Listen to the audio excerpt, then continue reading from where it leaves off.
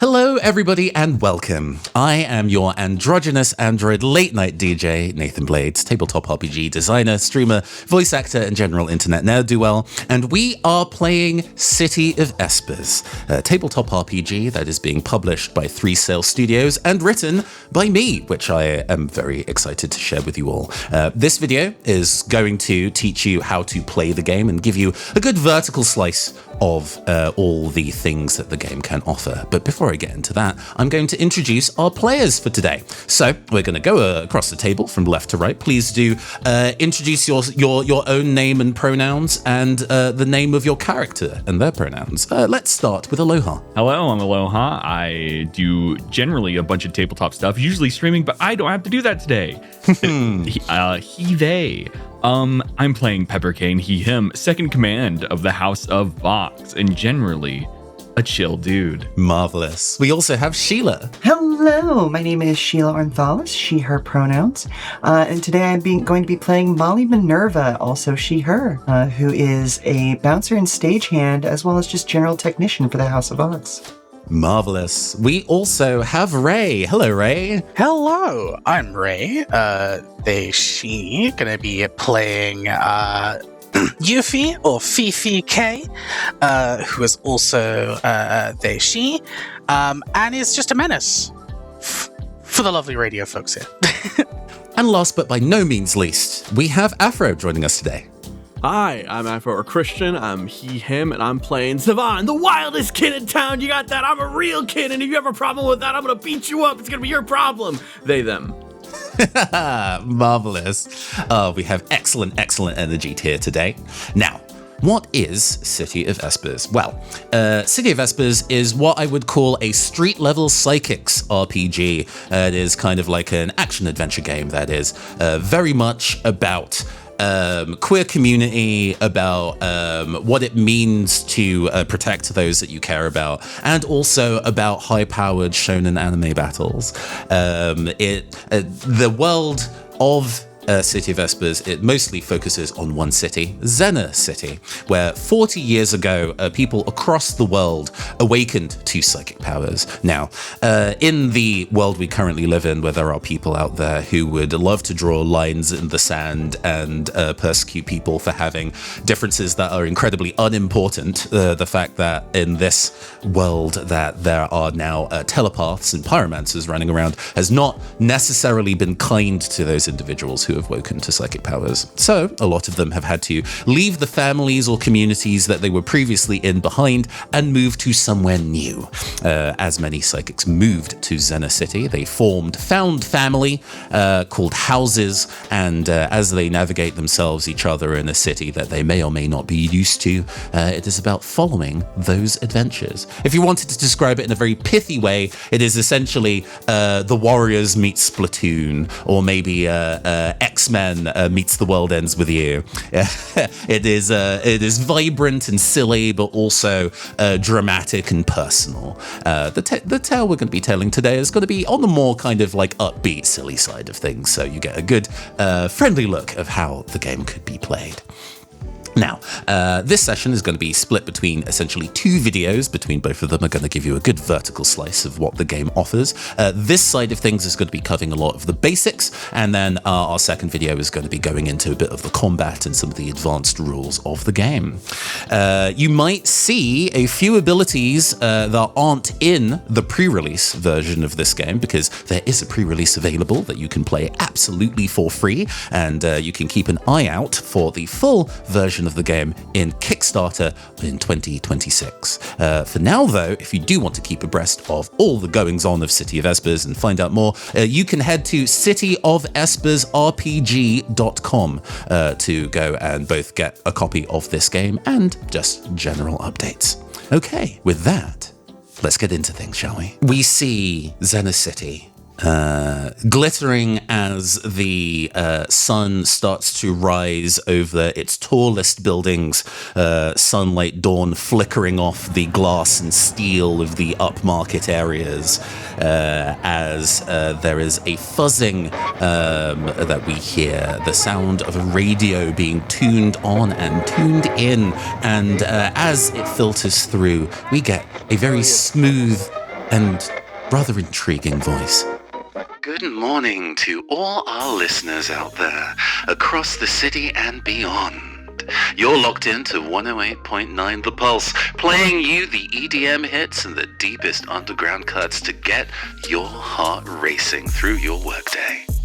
The camera sweeps over the city as we move towards a relatively residential district, a solid area full of short brownstone apartment buildings, dog parks that are just about maintained by council budget, and a bunch of people kind of getting the start of their day going. And we see one individual who you would be able to recognize from a mile away, mostly because of her her glittering white, slightly iridescent hair.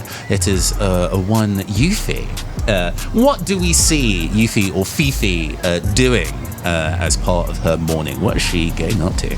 There is definitely the start of mischief beginning to brew as they're practicing some of their kind of swifter movements. They're kind of just on these sets of skates, and are, it's the thinking, the thinking circles, essentially, just doing donuts around and just thinking and scheming, double checking their outfit, making sure that everything's there, and probably playing around with their bubble wand that they have.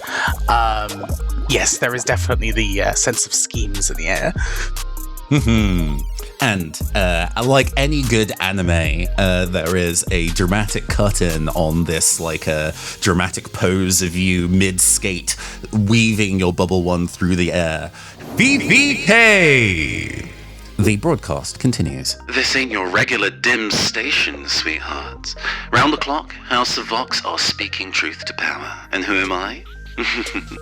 Let's just say I'm the Vox's Vox Populi, but you can call me Miss Senna.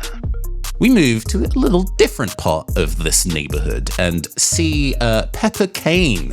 What is Pepper getting up to? He is just going on a morning stroll, kind of a patrol, I guess, just make sure nothing out of the ordinary is going on, carrying his comically oversized sword on his back, and just turning his head occasionally, hands in pocket, just enjoying the morning dew, if that exists in such a city. It's an autumn day, so there is definitely a little bit of an early chill in the air, but it's fresh, it's crisp. And as we see you kind of like, I picture you like glancing up at like a tree, like a maple style tree that's now turning that beautiful shade of orange as we see some leaves like flit past you, and in the freeze frame, Pepper Kane! The broadcast continues. We're set to have another crisp autumn day, sweethearts, so have those cardigans in your house colors at the ready. We move to another part of the neighborhood and see Savan. Just Savan. What are they up to? Savan is sitting, stewing, knees higher than chest, on the ground, but not quite sitting either, looking up, pissed the fuck off, looking at a billboard and stewing and thinking. Yeah, as your glowering expression, and almost like a contrast to the placid energy of Pepper, Savan glances down slightly, their like big tufts of hair and their cap casting the top of their face in shadow. A very ominous freeze frame as we get another shot. Savan! And you, listening all the way out there, this broadcast has reached you for a reason. Go get that plan to action. We're here to move you, baby. We move to one last location. We see Molly Minerva. What is she doing this morning? She is moving crates off of a truck and into the backstage area of a club. Basically just kind of making sure that everything gets to the right place and that nothing gets accidentally dumped off the side. Yeah. as you place the last heavy crate and wipe some sweat off your brow and just kind of like pose dramatically, even though you did not intend.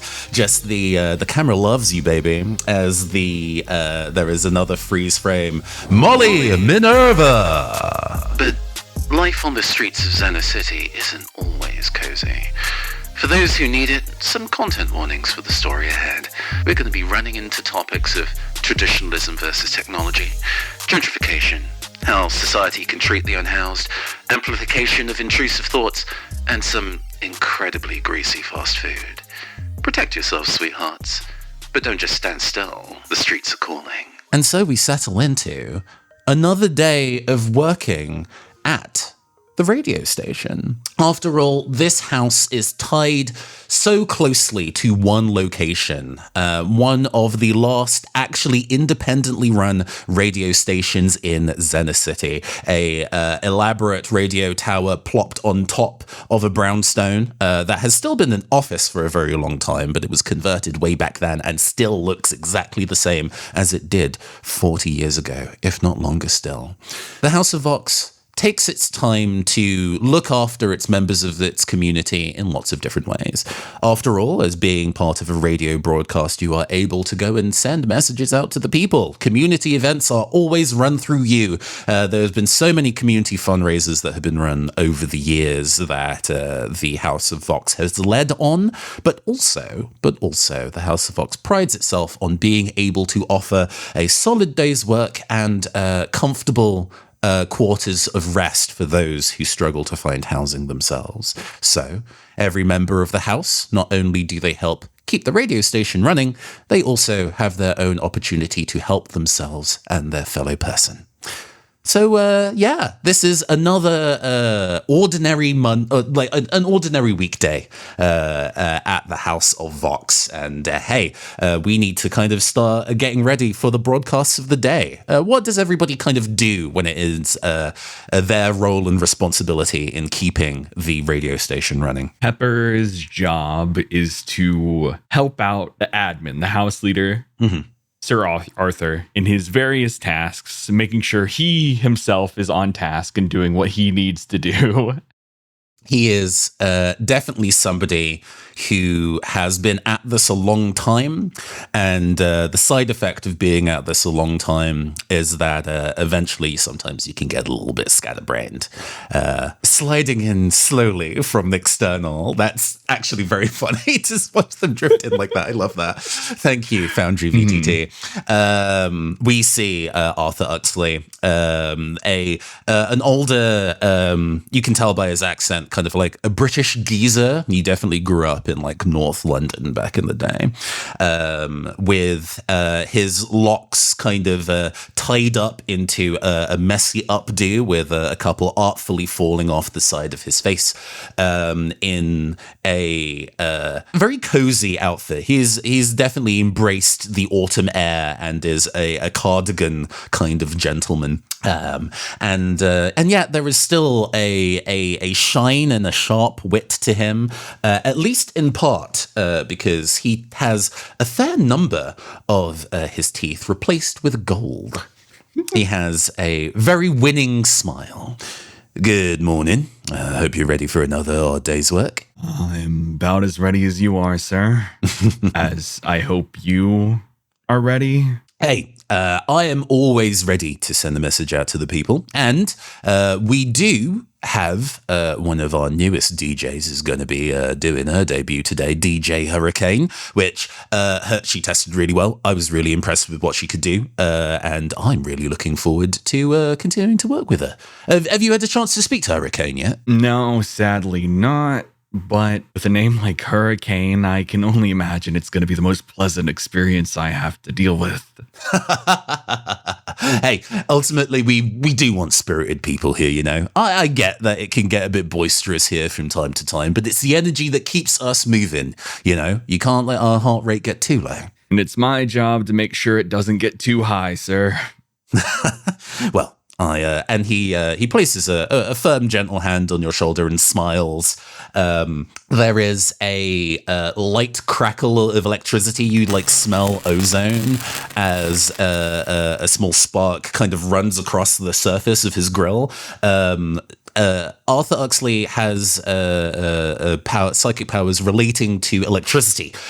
So it turns out that gold is actually incredibly conductive, and maybe his choice of jewelry is not just a visual statement, but has actually been affected by his particular psychic ability.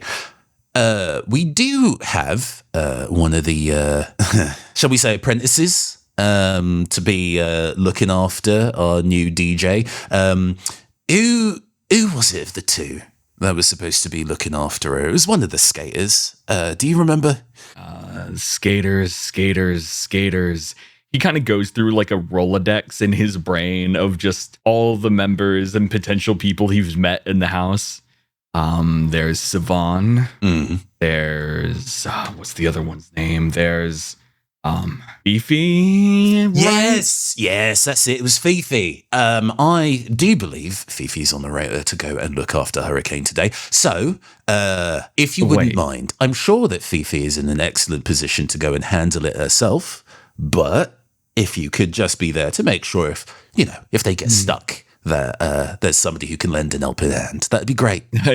Pepper grabs a piece of his hair, a sign of stress, as he wonders who assigned Fifi to watch a new person named Hurricane, and can only imagine the great things that will come from such circumstances. Yes, sir, I'm on it. My dad, you go. Starts walking off, and as Pepper starts walking off, he puts his hand on the door, opens it slightly before freezing. Sir? Yeah? What's up? How are you doing? Oh, well, and there was a minor bit of evasiveness in his demeanor. His normally winning smile flickers only slightly, but even then, you can tell that maybe he is trying to keep something about his feelings or his emotions in check. But you're relatively used to handling this. And it feels like this is an excellent time to do our very first card check of the game. Because City of Espers is a game that uses a deck of cards instead of dice. So, at the start of the game, we go and have all of our players draw 5 cards, which we'll do now. When doing a check in City of Espers, it is essentially playing a card from your hand, one of your 5, and adding one of your 4 attributes to the check. The 4 attributes we use in City of Espers are Vault, Might and Insight, think quickly and collide fiercely. Flow, flexibility and athleticism, conduct your body like an orchestra. Burn, which is creativity and accuracy, always hit your mark. And Hold, focus and resolve, keep your cool amongst the chaos. So for most checks, you're going to be playing a card in your hand and adding one of your attributes, and then trying to meet or beat a particular number as a difficulty, a target number or TN. In this particular instance, I'm going to say that this is probably a normal average check to see if you can ascertain or otherwise coerce Arthur's feelings out of him. So you're going to be trying to play an 8 or higher in total. And I think this is, and I'm willing to be open to your argument on what you feel is the attribute you would like to use here. I think Hold is pretty good because you meet by being chill, by being resolved, you make comfortable situations which people can open up in. Mm-hmm. Absolutely. We're going to be leaning on your Hold, your focus and resolve to be a calming presence for Arthur. That sounds good. So go and play one of the cards from your hand and add your Hold to it.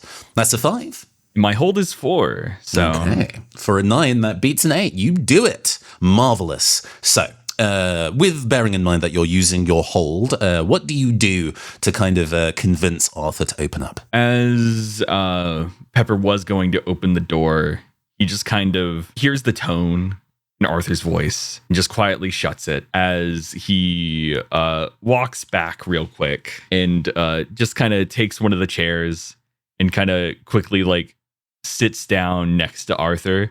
Mm-hmm. You know, if you're tired, you can take a break, right? I know. It's just, I'll be honest, I didn't sleep the best. There's a really bright light out of the window. That made it kind of hard to get some shine. But I'm good. I'm focused. And hey, I do rely on all of you to help us get through the day and get the job done. So I'm not trying to put all of this on my shoulders. But I appreciate you worrying about me. Thank you. But if it ever becomes too much, You'll be the first person I tell. Now, go and see if Yuffie is all right. oh yeah, I should probably go do that instantly. Thank you. Bye. Good luck. And so we move to elsewhere within the studio. We're going to go and put that card into discard.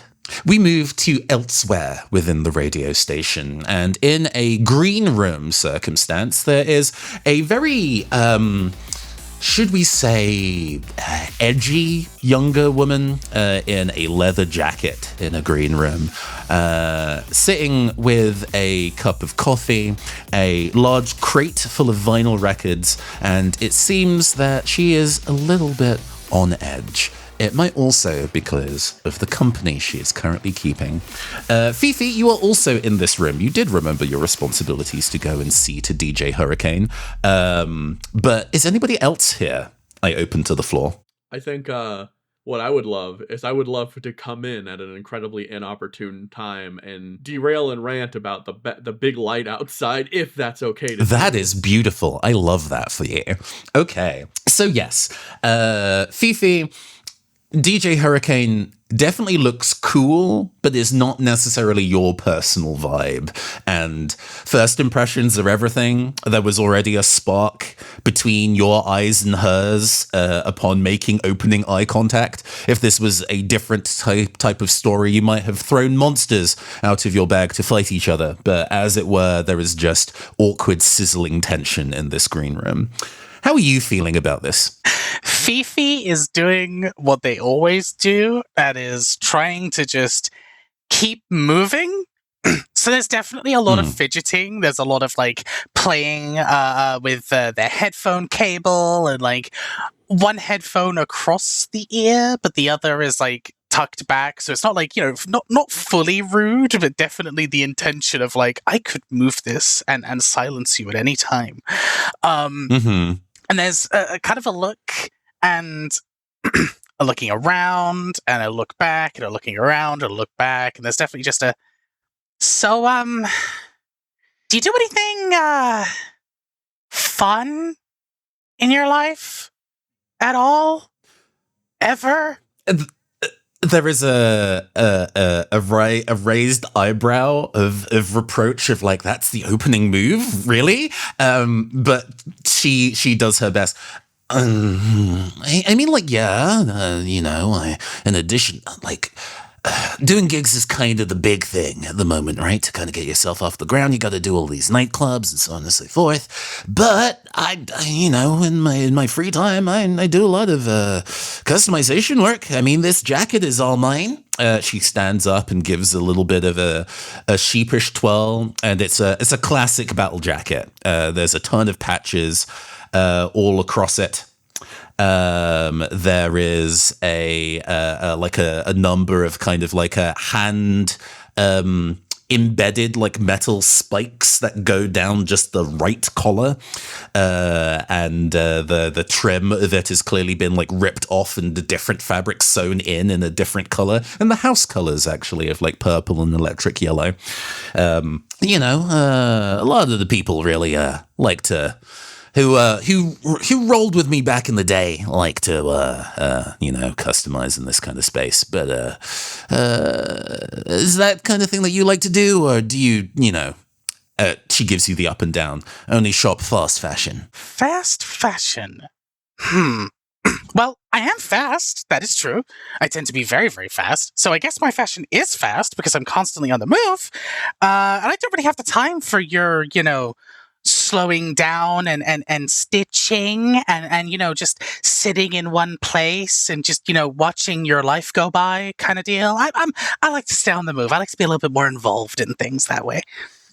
I am not one of the DJs then. That makes sense. Although and she's been flicking through this crate of records that she brought with her a few times. You got bored after she did it the second time, but the last handful have been a bit more frantic.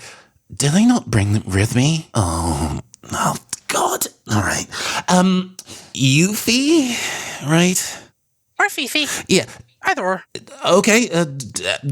There is a tight smile. She's doing her best. Fifi, I left one of my favorite records at home, and I really wanted to use it in the set today. It's a hyperpop one, and I apparently didn't bring any others in the genre with me, which is not ideal, and I really don't want to mess up my first day. So, do you know if there are any other, if there's any of that kind of thing stashed away here that you could find? I wouldn't know where you keep it, and I'm getting increasingly nervous that the set is going to go south if I don't find anything to close the set with. Well, I do like those kind of vibes, but I also said that I, go ahead and keep an eye on you, and you're not, I'm not going to be going anywhere, and you'd be doing me a real favor. Yeah, but also, if someone finds out and I end up getting cleaning duty again, but this sounds so good. I'll just poke my... raises... Oops, sorry. She raises an eyebrow. You did say you're pretty quick. True. Okay. I will just... I'm gonna just go and poke my head out and see if there's anyone in the corridor. Real quick. Mm-hmm. I'm gonna just zoom immediately. Absolutely. I would love a check from you to kind of frantically go to where you think kind of our record archives are. You'll know what room it is. You work here pretty regularly, and see if you can find a good replacement record for DJ Hurricane. It feels like this is going to be a flow check, considering it's about kind of dealing with speed. But this one is also probably going to be a bit more difficult. I think it's probably going to be a target number of 11 for you to try and find a record. Ooh. Okay. Now, you might have a hand that doesn't necessarily have all of the things you need. To refresh your hand, it's largely about being able to spend everything you have, and then when you run out of cards, you draw a new set. So the cyclical life of things does have its ups and downs, and sometimes you've got to make the best of a bad hand. By that logic, then, I could play a bad card and just see what happens. You absolutely could. Which I'm very tempted to just. In fact, I'm going to do that. I'm gonna just go ahead and ditch the. Throw this card down here, and I kind of want to see how disastrously this goes. So. Okay, marvelous. So we see you roller skating indoors, zip down the corridors and head to where you think where the record archive is, and you have a pretty good impression of where you have a particular record in mind that you think would be a good fit here. What's the record? Oh. I think it's going to be... Oh, that's a good question. We can open it to the floor if anybody has an idea about what we want the record to be. I think it could be a real record as well if you want. We're not beholden to copyright law. Good. I think it's something really generic and cheesy. It's not even necessarily something on label. It's just something that someone locally made that they were like, "Hey, check out my mixtape." It's like neon streets or something, something super generic. But it's just like, yes, this is the one. This is it.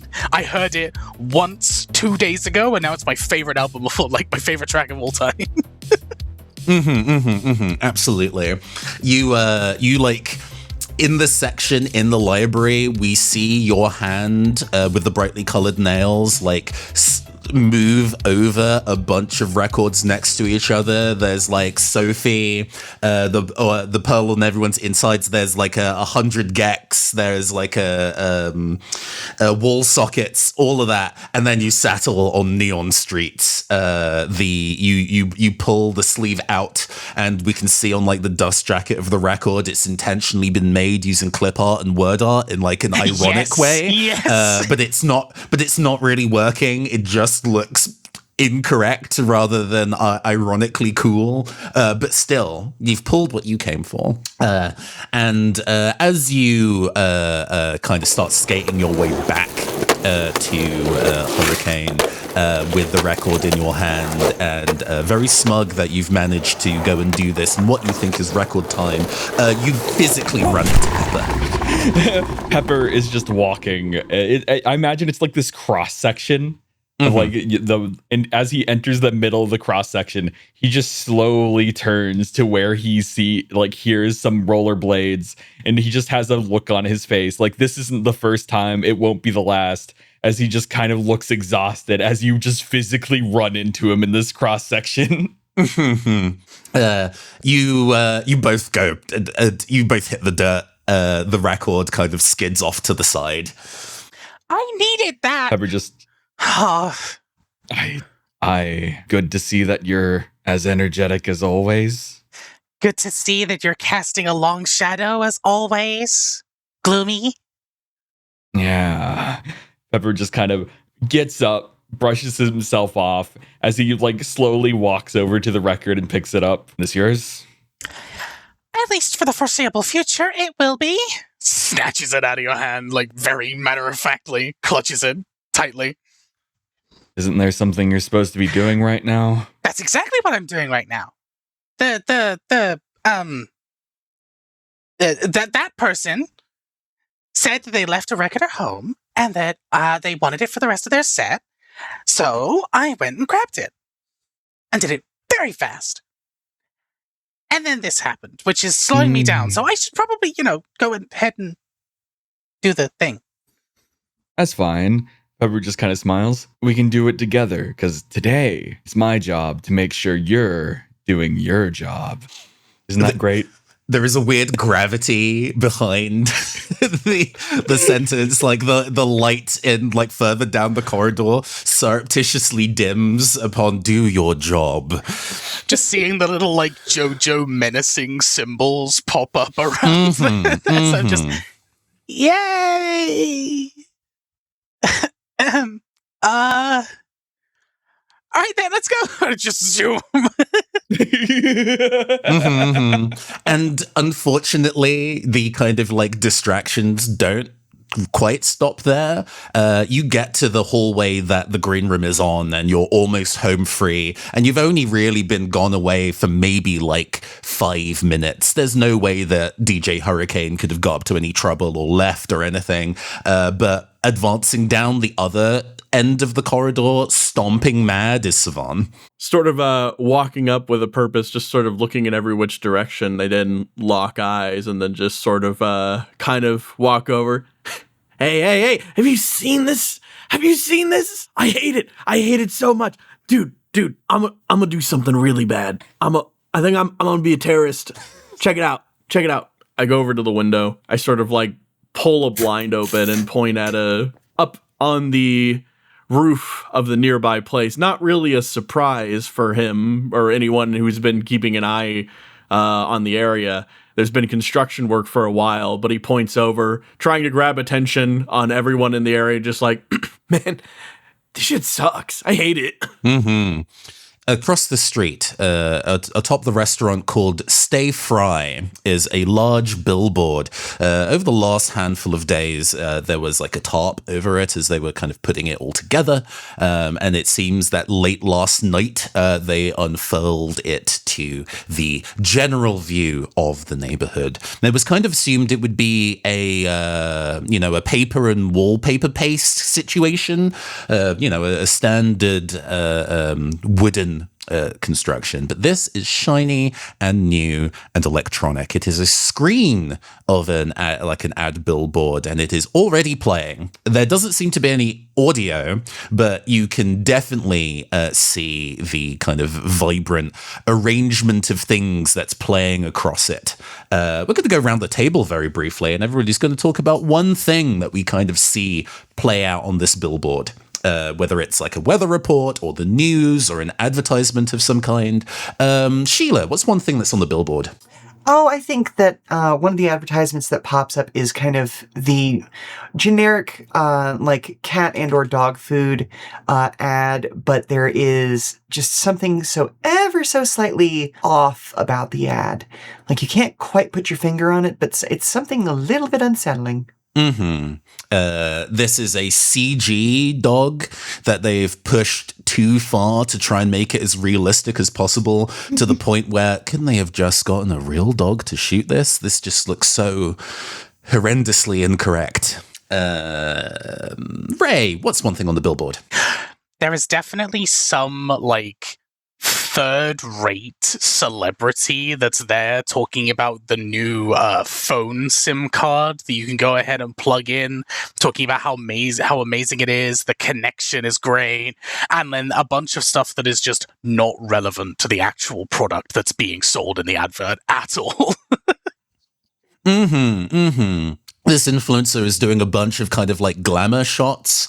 It seems to have this kind of like a weird dual theming of chocolate and pearls. It culminates in this one like mirroring of the Venus de Milo outside, like emerging from the clamshell thing. But she's holding this tiny little like SIM card in her hands as gigantic chocolate fountains, which look not like chocolate in the way that this is shot in the background, and it is clearly incredibly expensively made, and yet you feel thankful that there is no audio to this particular advertisement. Aloha, what's one of the things that the billboard's showing? I imagine like a medical commercial. But the thing is the problem isn't the fact that it's a medical commercial. It's more of just like the color palettes and how they use it, where it's like there's like white background with text on it, making like just a very bright light, cutting off to like a more nature-esque scene, which gives a dimmer light and then back to the white, creating this somewhat like slow flashing effect that would just be annoying to anyone whose room is close to it. Because there's no audio and the standard of kind of like, especially American medical adverts, which are so bizarre every time I come across one. I'm not used to them at all, where they have like a good 30 seconds of talking about all the ways this medical product could kill you. And they have to do that by text scroll instead of voice. But as a result, it means that at the end of the advert, the lower third of it is rapidly flashing as all the text is scrolling past it at speed. And Christian, what is the advert we presently see as we move back from this kind of like shot out of the window to Savan's hopping mad face? You see Savan plant the palm against the window. And every hour on 5 minutes after the hour, it's just Bijou. Every hour, 5 minutes after, I gotta see that stupid ass face fucking on that billboard, pissing me off, talking about some crap I don't care about.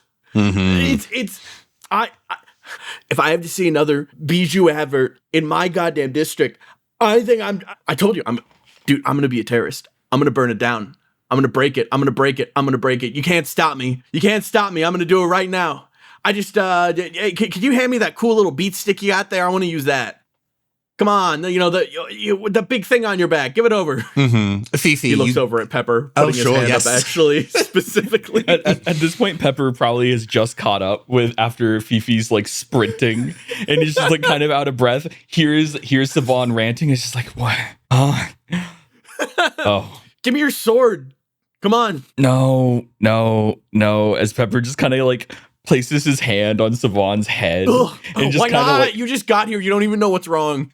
And just kind of like turns Savan around like manually. And it's like, we have something we gotta do. But thank you for pointing out the billboard. What you doing? Wouldn't you like to know?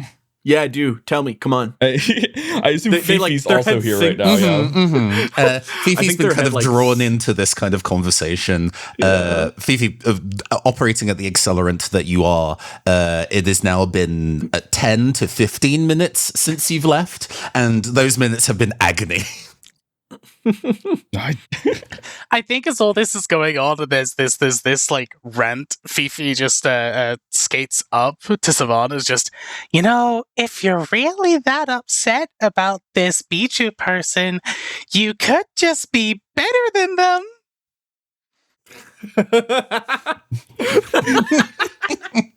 They try to twist their head out of Pepper's grasp, and I think kind of like when you like move a chicken and the head their body is trying to move, but the hand just holds them still, and they just kind of go a little more crazy until eventually like they click their skates and then just like roll backwards and then like stabilize themselves and look up at Fifi with this glare. That's where you're wrong. I am better than Bijou, and I don't get the deals because Bijou's just too pretty. At that, the green room door kind of like... You can tell she's tried to not slam the door because she's new here, but also the yelling outside and the fact that she's been left on ice, as it were, is clearly like past the threshold. What the hell is going on out here? Yo, what the pulse? Who's that?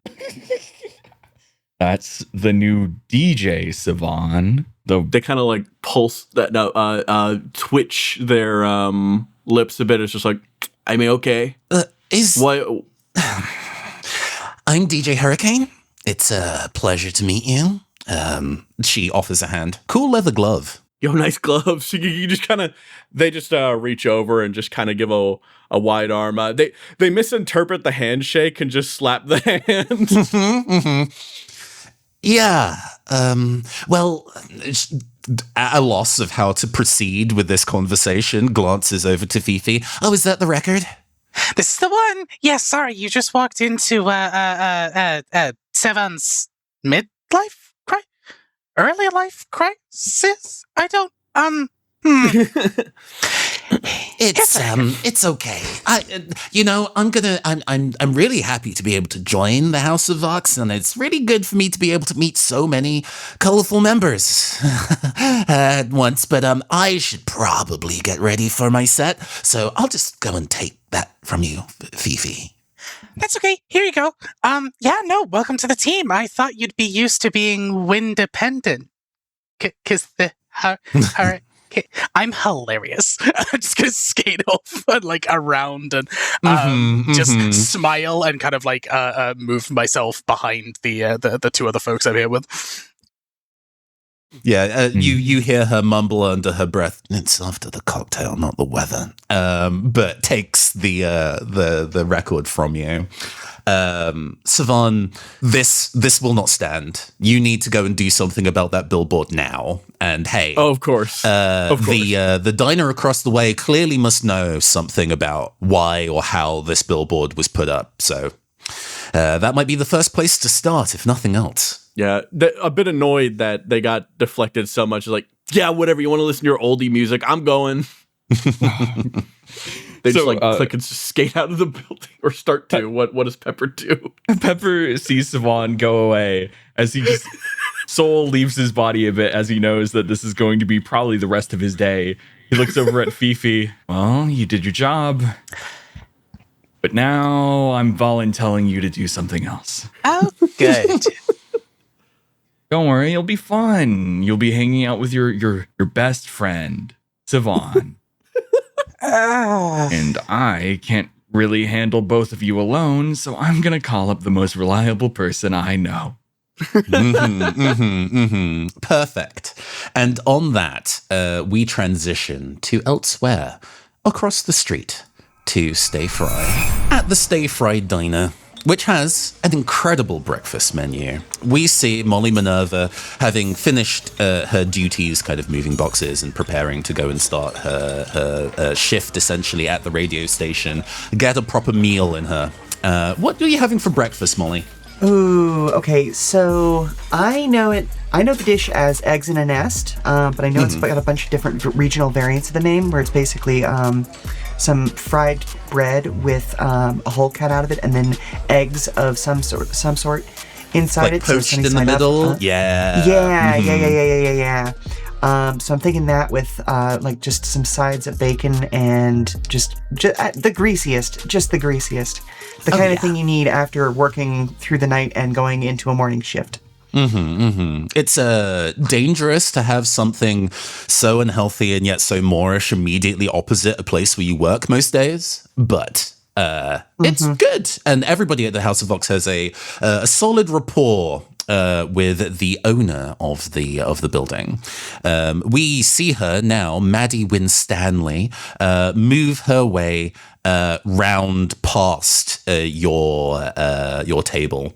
While not necessarily fully in the 50s vibe with the roller skates, she still has this kind of sweetheart energy to her. And it's not just the heart-shaped shades that she wears. How she manages to be a fry cook with wearing sunglasses indoors is not really something you would want to kind of like broach. But she makes the job look glamorous. And you've seen enough cooking jobs that are definitely less glamorous. Listen, the best cooking is via vibes. So, you know. Would you like some more coffee? Oh, absolutely. Yes, thank you. Absolutely. More than happy to supply one of our hardest workers in the neighborhood.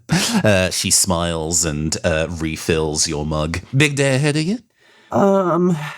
Yeah, unfortunately. There's some kind of weird buzz in a lot of our audio systems we've noticed recently. I thought it was going to be just like an issue over at the radio station, but when we were hooking up the speakers over at the club last night, we noticed that we were getting some sort of hum there too. I don't know, just some sort of new heavy load must have hit the neighborhood recently. Well, that's mighty strange.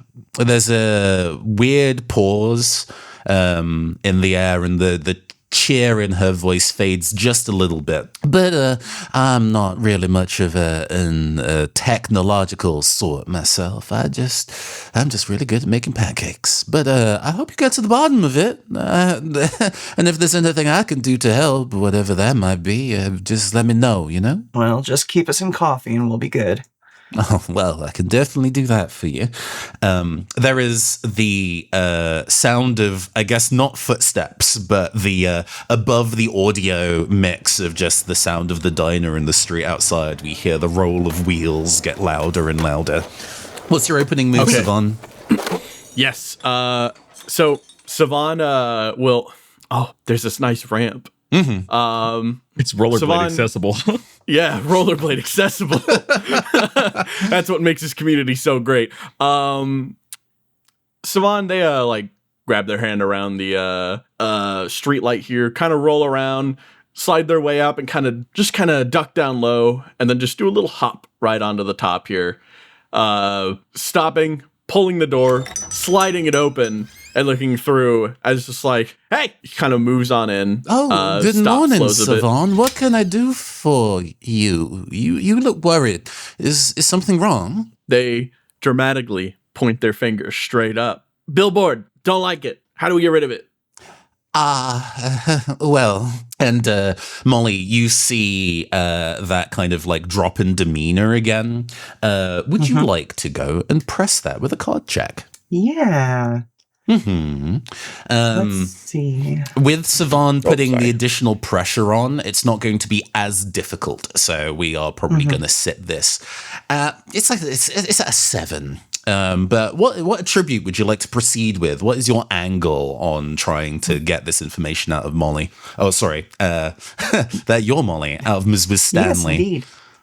I feel like Volt makes sense here. Might and insight specifically. So let's see. I'm starting with a 3. And remind me, are aces high or low in this system? So, interestingly enough, aces have a value of 1. However, if in clashes or plays against other people, they become a 13 in the face of any face cards, which normally have a value of 11. So they are not always useful, but if you see somebody trying to make a big swing, you could counter.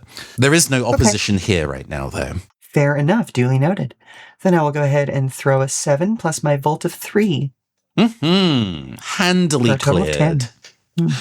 I think you definitely can see from Maddie's demeanor that she is being really evasive about the billboard, and she knows something about the nature of it and why it's there. I think if you ask her a question now that Sivan has essentially like opened up this weakness, this opportunity, you will get a truthful answer from her. I think that the way this would be what kind of billboard? Are we talking one of those big plastered up ones, or one of the rotating kind of electrical types? She says, looking straight at the fry cook and then slowly slurping the coffee. And you ask this, probably aware that it's a video billboard, but getting her to admit that is part of the deal here. I was of the understanding it was going to be like a shiny aluminium one, yes, but one with like the big kind of like posted paper, like a very classic style one that kind of matches the vintage energy of this neck of the woods, you know, trying to keep that vibe, but it's so shiny. I haven't seen any of the videos that's been playing, but I do know it's a video billboard. Is it? She's wincing a little bit. Is it that bad? Oh, yeah. No, because it's a video one, they just put, like, stupid stuff on it. Like, stupid people. Like, people that don't matter. It's not like, you know, normal billboard, you have to, like, matter to go on there, you know? So, like... yeah, that's basically it. I think they scammed you. You got to get it down. How can we help? Well... I'm sorry to tell you that it's actually something I previously agreed to. While I really appreciate everybody's service and custom at the Stay Fried, money's been a little tight. Land rent has increased, and I wasn't really making ends meet. So when the advertising companies came through and said, "Hey, we can give you a bit of a stipend in exchange for putting the billboard up," I was like, "Yeah, that seems like a thing we can do." And so I agreed. It kept the place open, but this isn't really what I had in mind. If it's upset you that much, who's the person on it? Saman's eye twitches for a moment. Underneath their glasses, it's hardly perceptible, but it's just like, no one important. Mm-hmm. We get a, in your eye twitch, we zoom into your eye as we get this entirely unreal, there's a little footnote in the bottom corner that says, this is entirely Savan's imagination. Of one Bobby Measures, aka Bijou, of the House of Fantabulosa, one of the other houses, one of the many, many houses that operate within Zena City.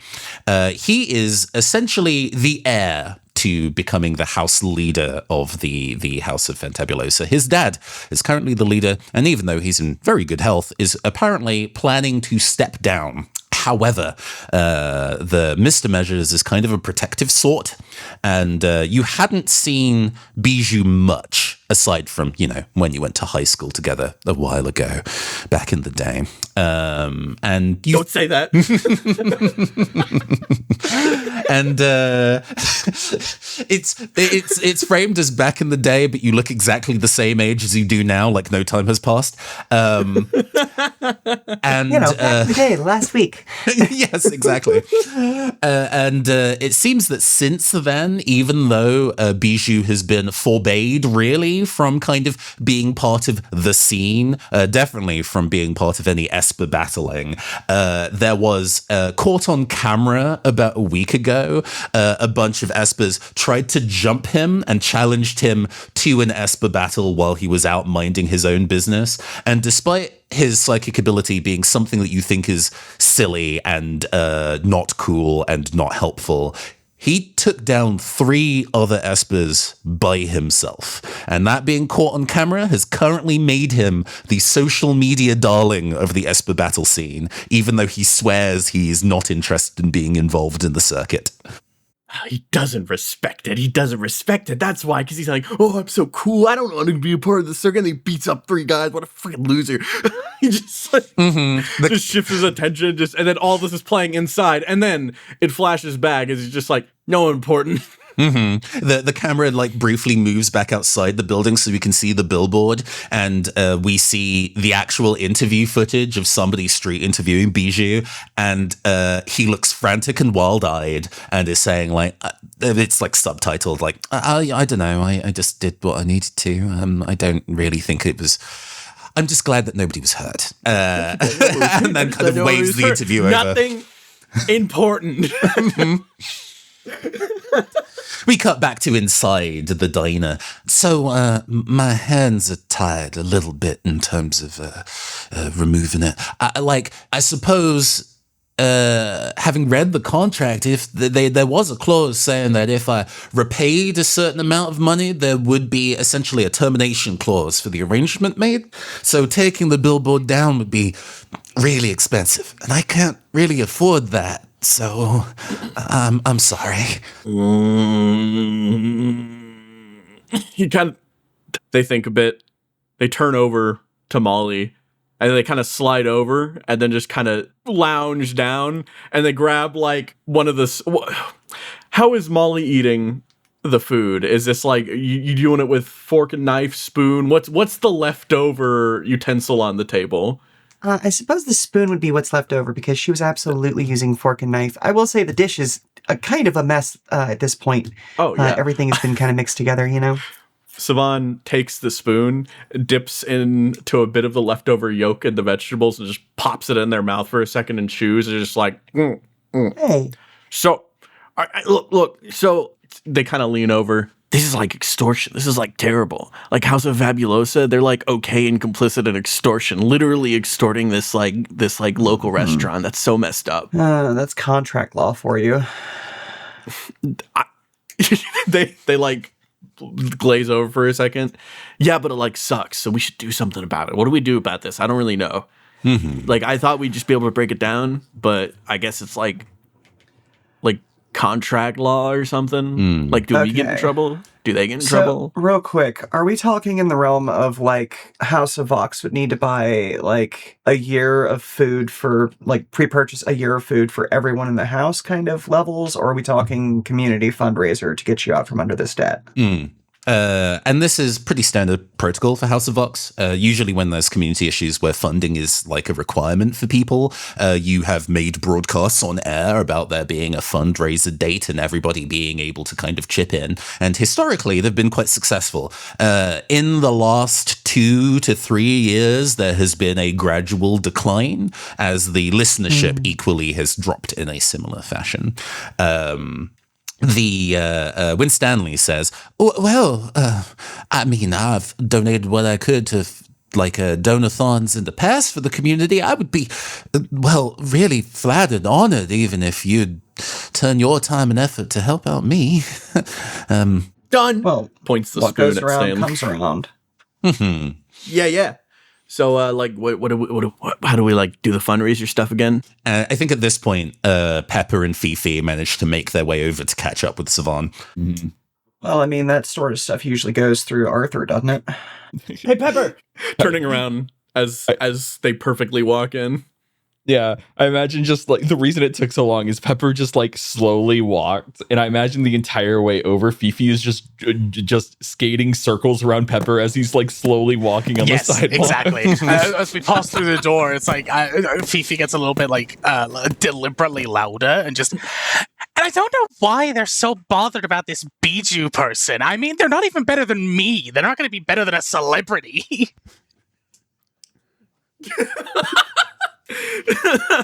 Attention shifts over, and then the spoon hits the table as they turn over. Is like, I'd like to believe that they weren't even having this conversation before she came in, and then immediately talked about something. She immediately exactly shifted what happened. to talking about this like it was an active conversation. Yes. And while I see through this, Savan does not. It's like, what was that? Perfect. Let's, in this moment, I will explain two things. One thing about characters in this game is that when you make your characters, one of the things is that you establish either a friend or a rival, another character, either another player, or an NPC that you invent in Zena City that you have a close relationship to. Fifi and Savan have set each other as rivals. There are mechanical effects to this, but it's also an excellent role-playing tool for drama like this. Also, this feels like an excellent time to do an opposed check. Because, hey, combat is not necessarily just tactical combat, although we may see some over the course of the scenario.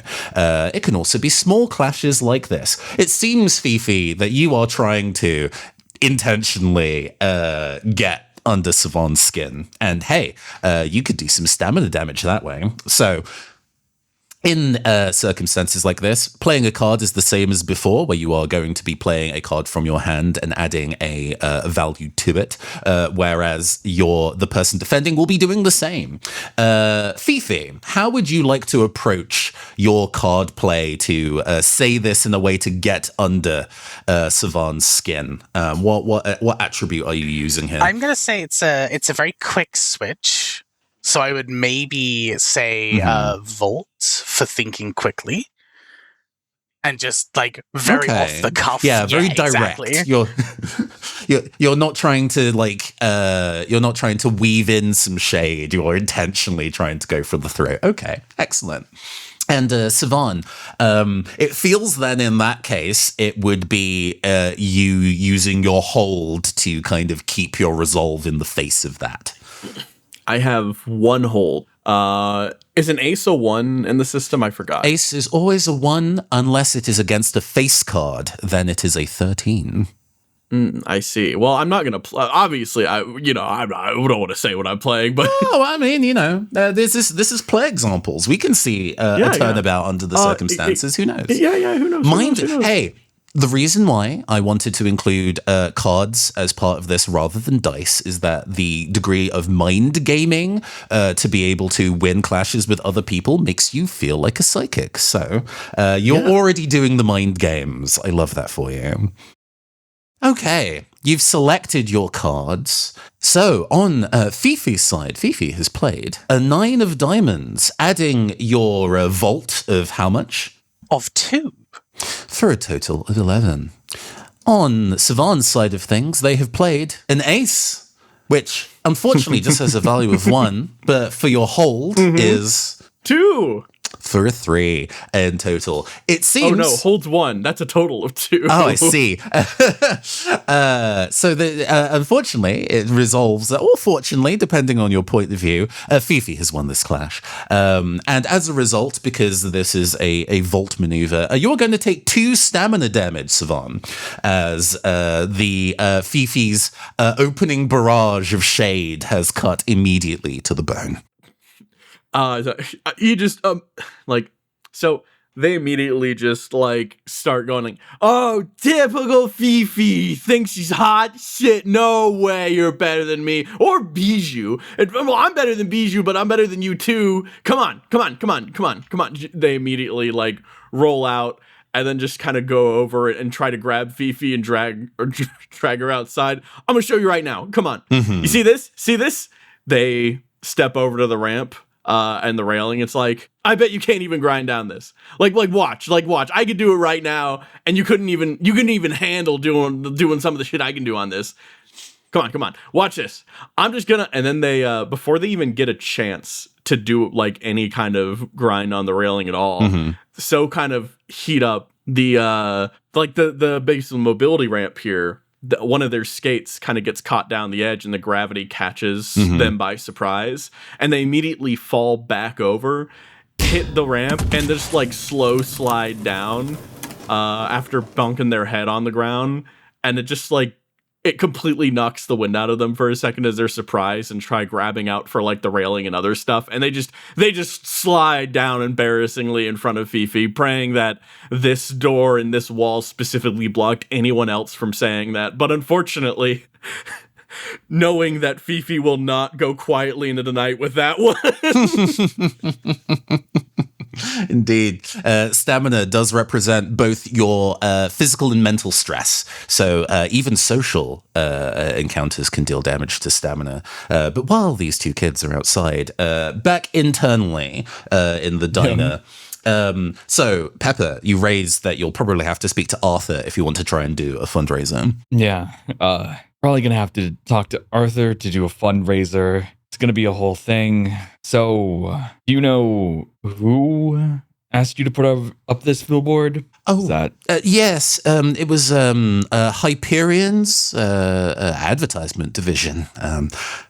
Hyperion, Hyperion Properties is one of the big mega corporations that operates within Xena. Largely, they are literally a land and properties company. So it's kind of like, oh, they own the land that buildings are on, or they'll rent space out or build new buildings and so on and so forth. The fact that they have an advertisement wing is new. They even have their own house, very notable for the fact that it is a corporate-owned house. There are a fair number of people that bristle with the idea of that being a thing. From their perspective, it is the Esper Welfare Department. But hey, what does that truly mean? What does that mean? What are they like?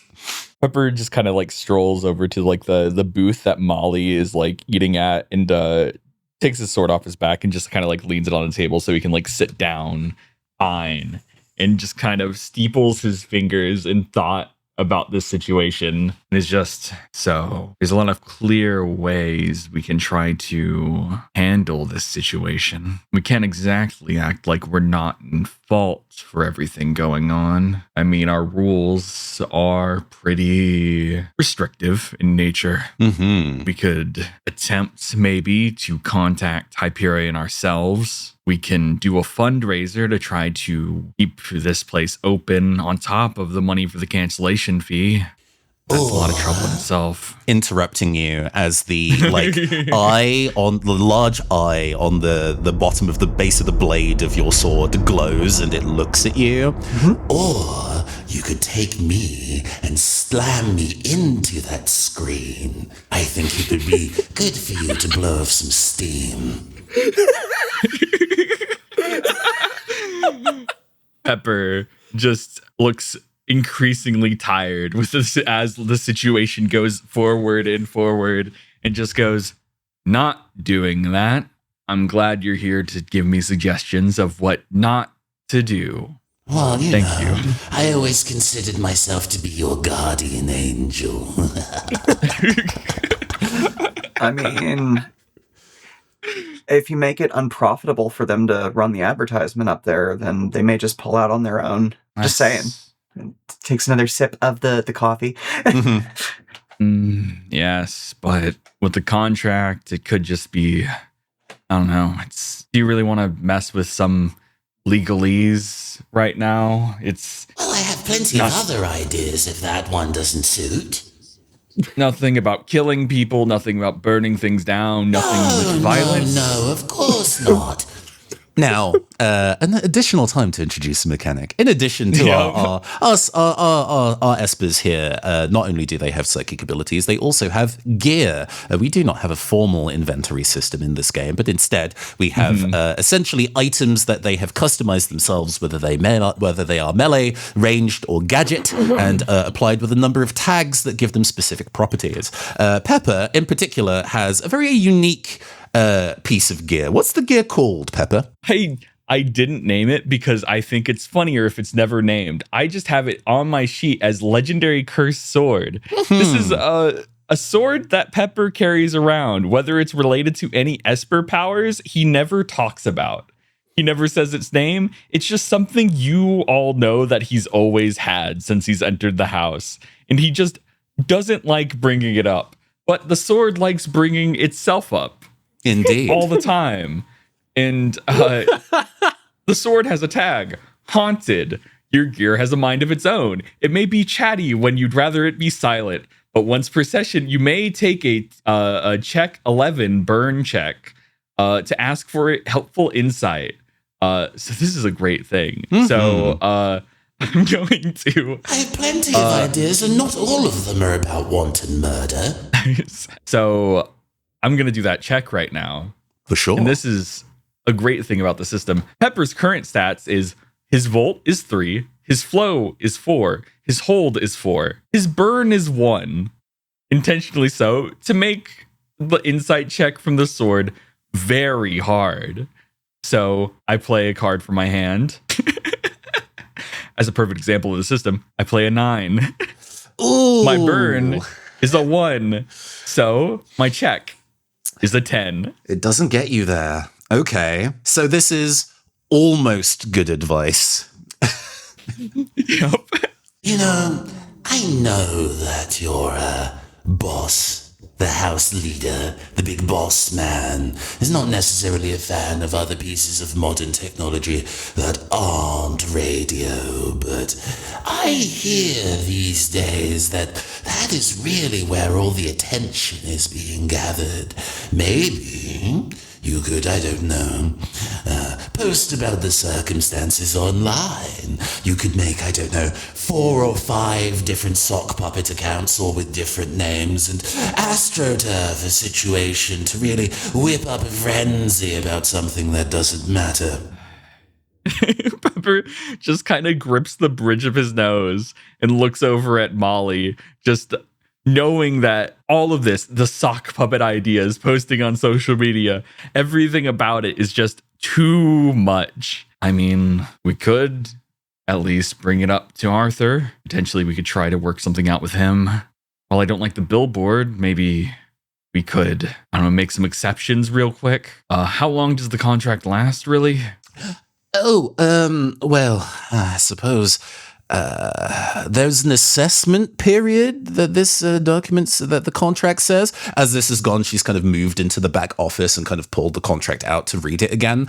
Apparently there'll be a check-in after 1 month, where there will be an assessment about the nature of the billboard and if the contract needs to change to reflect circumstances. The circumstances are a multiple list of about 20 bullet points in a really small font, so I won't read all of that for you, but yeah, we won't really be able to do anything about it until a month from now, unless you have an idea. Well, I mean, it sounds like they've already got an assessment period in there. So if we just make it, well, like I said, you know, basically same thing as like, okay, you don't want this band coming around your place. You mess up their gig. You don't let any audience members in. So we just make the advertisement not effective, you know? Yeah. Same kind of idea. Mm-hmm. Seems like a good idea, yeah. And hey, you've formed a plan. Now it might be an excellent time to go and speak to Arthur about it and really get a gist of the vibe of things from him. Absolutely not. Arthur Huxley says, his sparkling grin gone. Let me level you here. Doing a fundraiser is, I think, an excellent idea. We've done that before, and I think we can do it again, and the community can come together. It seems that there have been people who are really upset about the billboard, so I do believe we'll get some groundswell. I'll, pass a message over to Hurricane, and she can kind of add a caller about that in her set. But He kind of like waves his finger in a how you say, kind of like he's trying to put like an online campaign. No, I'd rather you not do that. He's doing his best to kind of keep his feelings of his words in check, but rather you do not is definitely less of it. Him saying I would rather not is definitely code for absolutely do not do that. I understand the restraint you have with these sort of things, but we've done many community fundraisers for many, many different things in the area. Don't you think we're just passing around the same dollars everywhere? If we keep having these fundraisers within the community, then let's say business A donates a bunch of money to business B so that they don't have a billboard. Then wouldn't business A just need to get a billboard of their own to make ends meet? We need to do something to at least bring revenue from outside of our normal sources, don't you think? He clicks his teeth. You can tell that he agrees with you, but also there is something that's making him dig his heels in on the matter. Look, we'll go with our standard operation of putting out a message to people, and we'll have a fundraiser later this week. And hopefully we can get some reach from people outside the community. Radio Free Xena broadcasts all across the city. There'll be listeners in all sorts of places. We know they come to us, they hear us, and I really value the fact that there are people outside of there who don't know us from Adam and still tune in to what we can offer. And I want to put my faith in those people. Yeah. Meanwhile, a little ways down the way, Savan, you make your way back inside. Where does Savan normally kind of like kick back in the building? Like where is Savan's personal preference for rest area? Okay, so I feel like Savan used to try to kind of chill out in the rooms we're seeing now, but I think when people were getting stuff done, they were being annoying.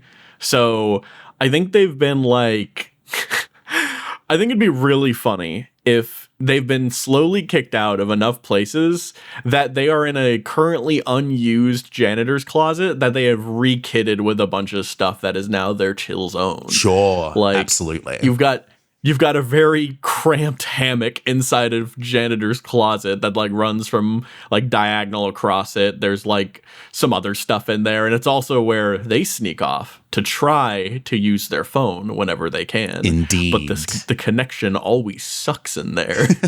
Unfortunately, the connection sucks in many places within this building.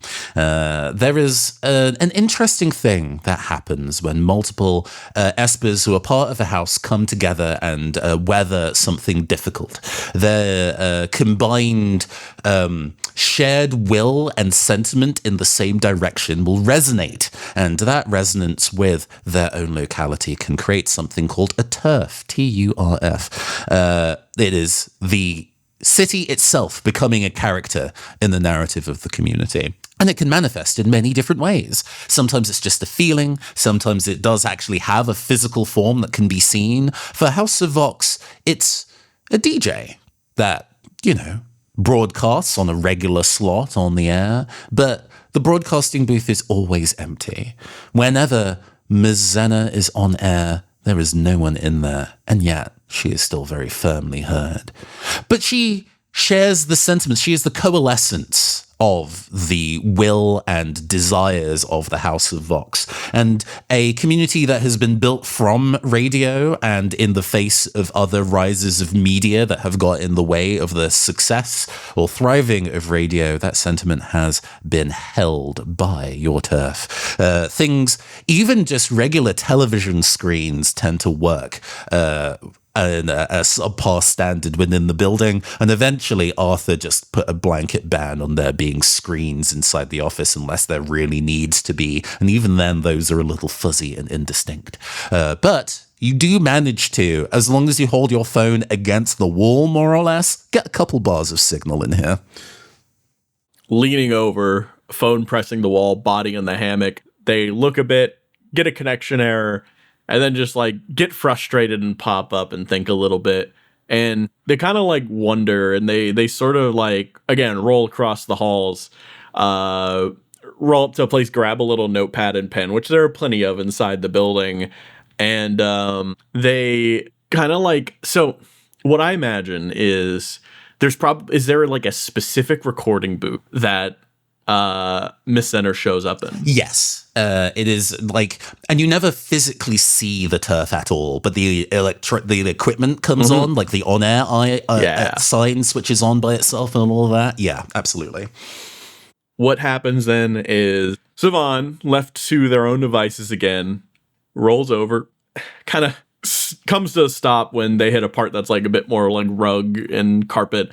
Then just sort of go up to the door, look around either direction, hands in pockets. They reach out and they pull a piece of paper they wrote, and they kind of just drop it and kind of kick it underneath the door, looking to make sure no one saw, and go away, leaving an anonymous question for our late night DJ, asking maybe if there's anything that can be done about a billboard, what do people think about the billboard, kind of like leaving some kind of question to some, seer or some type of fortune teller, and hoping to get some kind of good answer out of it. Because if not, they know they're going to do something stupid, and a rare bit of clarity. Absolutely. Hey, well, one of the things that you can do is communing with your turf. In instances where because the turf is a character unto itself, you can get in touch with them and ask them about their opinion on things, or turn to them in times where you are stuck. This could be, for example, if you were playing more of a mystery campaign and you weren't quite sure where to go next, this is a character that you can ask. After all, the turf knows your neighborhood better than anybody else. It is part of their being, their essence, after all. To do a turf communion, all you need to do is just play a card from your hand, any card. Depending on the suit that you play, you will get a different, I suppose, approach of answer, or a mien of the turf as it responds to you. And the higher the value, the more specific of an answer you get. To read through very briefly the types of answers you get for suits. If you play spades, you get answers appealing to logic, planning, and efficiency. Hearts give you answers appealing to emotion, connections, and mystery. Clubs give you answers appealing to passion, creativity, and experimentation. And diamonds give you answers appealing to talent, desire, and security. You gotta know then, I'm playing my Queen of Clubs here. Appealing to passion, creativity, and experimentation. And in your question about what can be done about the billboard, ways to kind of get the message out. Absolutely. I think most people of the House of Vox, as part of your standard carry, have one of these old school style handheld radios with the extendable antenna. You don't even need to have batteries in it. In fact, the batteries in yours, Savan, ran dry a while ago, and you just kind of threw them out when they got all weird and crusty. And I'm not listening to this unless she's talking, And it still works. You can still hear her even without the batteries in it. And you put it to your ear, and in fuzzy and faint in a way that it seems to just be coming through. Actually, no. In a way, because, fate has a way of asserting itself in mysterious ways. Pepper and Molly and Fifi, all of your personal radios also start fuzzing and crackling. Arthur's does not. Not again.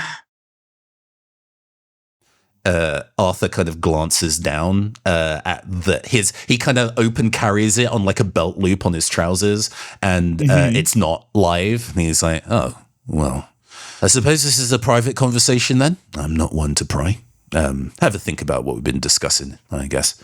And he moves over into his office away from all of you. Never seen something like this happen before. Yeah, I was actually going to ask. Yeah, that's weird. Good afternoon to the wonderful listeners at the House of Vox. You are listening to the smooth sounds of Miss Zena, and we have had a caller in with a message. I won't read it out aloud. After all, some people get a little embarrassed when their true thoughts are displayed on air, but I can answer the question. After all, while I deeply value the radio tower and the work that we do together to broadcast our message across Zena City and beyond, don't lose faith in your own voices. You can travel to distances these radio waves cannot reach, my loves. You can talk to people directly. You can reach their hearts and get them moving. All it requires is for you to make a statement and make a scene. Do what you do best. Channel your skills into something beautiful. And if you get stuck, you can always rely on each other. A great production requires a team, after all. The radio goes dead.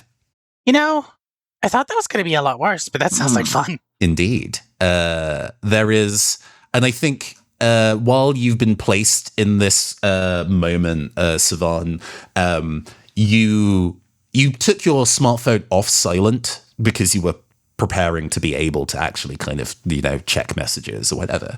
And you get a ping from one of the people from outside the House of Vox. You've lived a life separate to joining this group, but there are people from the life that you lived before that still are in contact with you. They may not necessarily hear from you as much this way because you don't have your phone on as often, but it seems one has messaged you now. Then they'll take a look. After all, getting a message and immediately after that, they think it's a sign. They think it's important. They want to look. They want to see. Mm-hmm. Yo, dude, new skate park opened. Pretty cool place. I mean, some of it looks pretty dangerous, but that makes it exciting, right? There's been a couple of people who tried to shoot some promo there, wiped out big time. So, I remember you being pretty good at that kind of thing. They think. Be good to see you again. Messaging you back immediately, which is probably rare for them because of the connection. More so now than the past. They send back, be there. And then they kind of move quickly and they head in to the central room where the others have gathered. Mm-hmm. They kind of pop open the door and they're like, Fifi! Yeah? And then kind of crossing their arms. I need a camera. Can you help me film promo? I wish I had a camera for that, but sure. They kind of screw up their face even more. Yes or no? Looks towards our other two friends here, Pepper and Molly, and just the little pleading, this bouncing in place of just yeah, can I that kind of vibe towards the both of you. It's probably a sign. I mean, the timing, absolutely, yeah. Sure, just don't cause so much trouble that it becomes more of a problem. No, this is like a 3-step plan. Trust, this is gonna go great. But first, we gotta do something cool. We gotta hit public consciousness. All right, so we're gonna do this. We're just gonna kick ass. Come on, Fifi, let's go. God, you're so slow. They say before starting to run. I only heard Absolutely. the yes, bye. Yes, and we move over to one of the areas elsewhere in Zena City. There's an excellent kind of plaza space. External, and there's been an area that was kind of just left fallow. There was I think like an old toy store company that was in one of those large kind of car park style spaces, and that toy store went out of business, and so there was just a big hulking shell there for a while that eventually got demolished and just all eventually fenced off. And it seems that there has been some local policy out of your neighborhood. So, other boroughs seem to be able to kind of get public works projects done, maybe a little easier than yours, which is a shame. But they've turned it into a kind of a public area, not just a regular park with trees and benches and so on, but an actual skate park area, pristine, barely even graffitied yet, but it's only a matter of time. Only a matter of time. And with that, let's move to an action scene, shall we? So, not only do we have our kind of narrative side of things when playing City of Espers, we do also have action sequences. Action sequences can be all sorts of things. They do not necessarily need to be combats. They can also be, a car chase. It could be a game of hide and seek. It can be a sports match. It's anything where timing and positioning is important for the proceedings.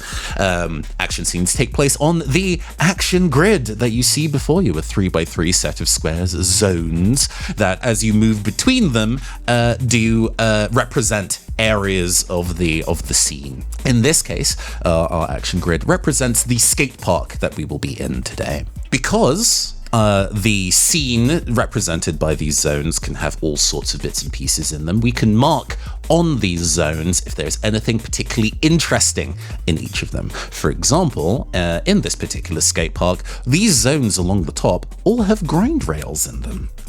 There is also a half pipe off to the side. which should be visible for everybody. Yeah. Good.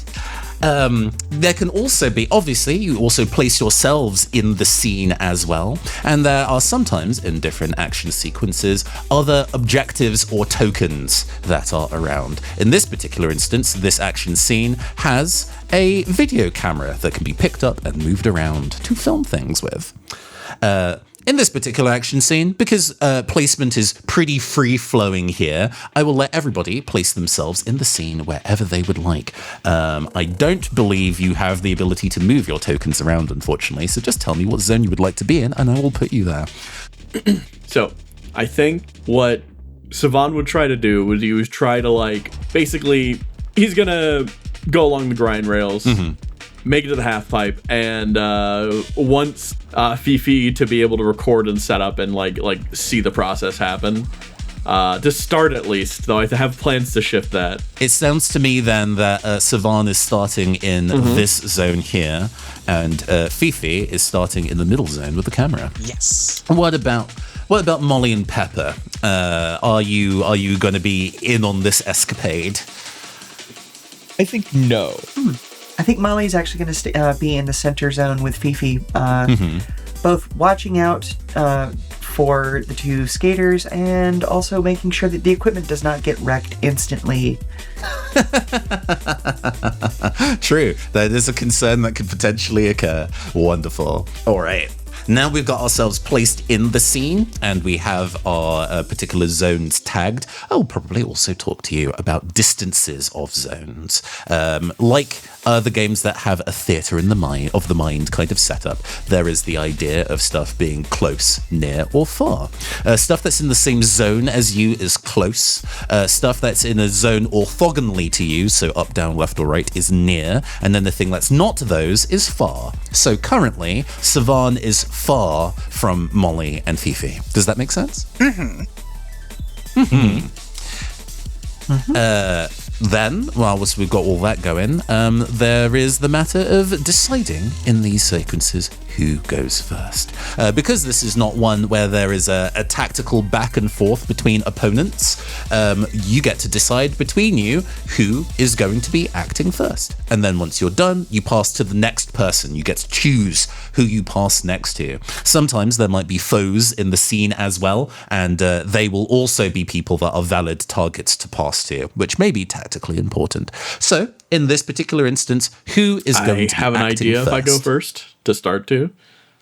All right, so Savan would just go, you recording?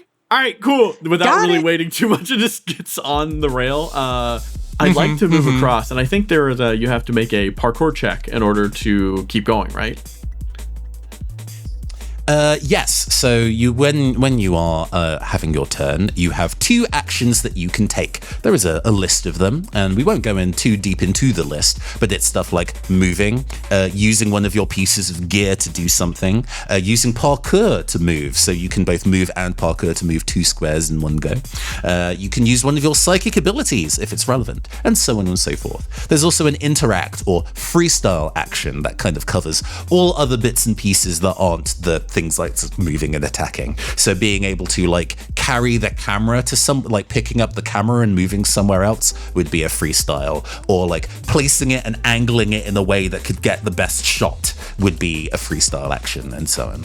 So yeah, you have 2 actions to do. Savan, what you gonna do? Savan starts moving along the rail, doing pretty all right getting over here, and then kind of pushes it a bit more and wants to try to get all across the rail and then kind of turn onto the half pipe over here. Obviously, they won't be able to get that on this turn now, but actually they can use parkour moves diagonally, can't they? Yes. Then yes, they would try to skip can. the rail and do something cool and get to the half pipe. I move up here first.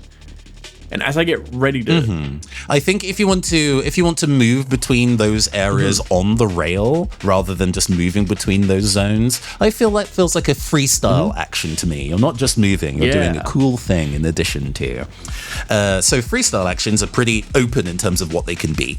What style of grinding trick are you doing? Are you being fast? Oh, absolutely, are you being flashy. Being fast is Fifi's thing. Sure, absolutely. Because burn represents kind of creativity, I feel that it's probably going to be a burn check to go and do a flashy move from one zone to the next for this bit here. So why don't you go and give me a difficulty 9 check of burn. Perfect, to move your way I over. plan to throw down this 4 so I can fail. Absolutely. You describe to me the process of you moving this opening effort to move into this first area. You do move to the next area, but you beat it. It is not cool. Savan starts going, and they notice that they have this cool idea, this flashy trick they want to do. But as they kind of progress to the rail, they realize that they don't have enough momentum to make it work. So essentially what happens is there's this glimmer, this glow that starts to resonate around them, and a form starts to appear. But then they kind of mutter, no, I'm going to do it by myself. And then that disappears. The glimmer's gone, and they just go in extra hard to make it, to the point where they do make it. It's not cool. They stumble, they stop, and then they kind of look a bit, and they turn over and look at Fifi, and they just have this like frown on their face as they stop, and they're just like, and then kind of turn over as they stop, and then they get off the rail and go over and quietly go to the camera and kind of looks at Fifi dead in the eyes, and it's just like, you need to be fast, muttering something. You need to be fast. You need to be fast. I'm saying, stop giving me that look. Get on there, okay? I'm taking it. Give me the damn camera. Are you going to end your turn here? You're going to pass over to Fifi to hand the camera I'm essentially trading roles here, and I'm going to let Fifi give it a shot now and take the camera myself. Absolutely. All right, Fifi. I feel that you could. It's probably going to be one action to essentially just hoof the camera over to Savan, and then you have another action to do what thou wilt. I definitely think that Fifi's gonna be a little bit obnoxious with this turn. They're gonna, you know, the camera gets snatched out of their hands. They're just like, all right then, we can be fast, we can be flexible, we can be fluid, and we're gonna do really well. And they're gonna spend like their whole other action essentially just like prepping themselves. So they're gonna like move over to the grind rail ready to go, but then catching the slight frustration, they're gonna like start doing stretches in place and like warm-ups and things. So just gotta get ready, gotta make sure that I am loose, limber, and ready to go. And just like really hamming it up and just being like incredibly obnoxious about it. Yeah, I'm happy to combine the moving to the grind rail and like carrying the camera as one action. That feels straightforward. Not going to punish you for like moving one square. But there is an action that we can take that reflects you doing your limbering up. There is something called concentrating. Concentrating is largely used that if there's a special ability that you have that is too expensive for you to be able to play, you can play a card from your hand face down. And what that does is it essentially means the next time you make a card play, you can choose to use your face down card to add like a flat +2 to the check that you're doing. So it is very much a kind of like charging up kind of effect. So why don't you, Fifi, what's going to be the best way of doing this? I guess, yeah, we worked out how to play cards face down. So why don't you go and play a card from your hand face down, and that will represent you limbering up and essentially charging up to do your next action. Excellent. That's good. And hey, there's one person left to pass it to. As I'm limbering up and I kind of finish my my warm up here, I turn around and smile towards the group and just go, all right, so as the resident tough one, what do we think? You think I'm ready to go? I'm feeling ready to go. You feeling ready to go? Just looking at Molly. Well, I'd say don't try to do the jump part quite so far. Definitely want to close your distance a little bit. I'm just thinking back on like losing control of stuff going down ramps and stuff like that. I don't know, like what's kind of a good camera angle to look at. And I think she's going to spend some time sort of, walking the camera path and trying to figure out how to best guide Fifi to get like the best look for what they're trying to do. Ooh, that sounds good. This feels like a freestyle action that if you succeed, it will kind of like give you some additional bonuses to Fifi's next check as you scout things out. That feels like a vault check to me, and not a difficult one. I think you only need to beat a 6. Meet or beat a 6. Okay. Well, then I'm going to go with an 8. And that's going to be a total of 11. More than enough. What's the specific thing about this grind rail setup that you see and go like, perfect? So I think that there is a spot where like somebody has clearly hit the grind rail and it has like bent it ever so slightly. But I think that this works in our favor because if you use that to redirect your velocity, that'll actually send you straight towards the half pipe if you do it correctly. So it's not a true curve or a corner, but it's just enough to redirect your momentum. Perfect. You do have one more action if you would like to take it. You could concentrate yourself if you wanted to. Yeah, I think we'll do that. Let's go and move Fifi's card up here so it is visible but out of the way. We're not confusing it with the deck. Otherwise, you just select a card from your hand and choose to play it face down, and it will represent your charge. To note, in an instance where you take damage, you will also lose the concentration that you have built up. So there is a little bit of risk and reward in there. But this is now a full round of actions. And the time marches on. In all action sequences, there is generally a factoring in of how many rounds an action sequence is going to go. And sometimes when a round ends, the circumstances can change.